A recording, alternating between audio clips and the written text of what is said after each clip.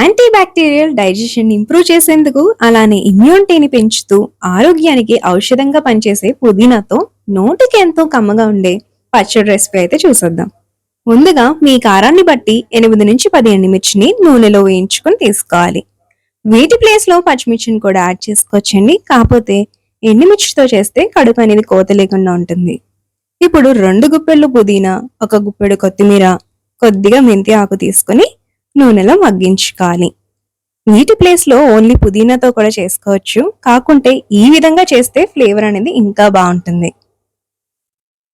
ఈలోపుగా mixer జార్లోకి కొద్దిగా ఉప్పు, చింతపండు, జీలకర్ర, 4 వెల్లుల్లి రెబ్బలు వేసుకుని ఒకసారి మిక్సీ పట్టుకోవాలి.